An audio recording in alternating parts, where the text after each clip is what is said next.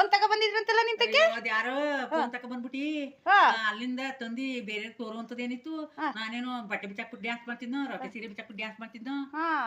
ಅದಿನ್ನೊಬ್ರು ತೋರುವಂತದೇನಿತ್ತು. Phone ಮಾಡಿರೋದು ಫೋನಲ್ಲಿ ನೋಡ್ಕೋಬೇಕಲ್ವಾ.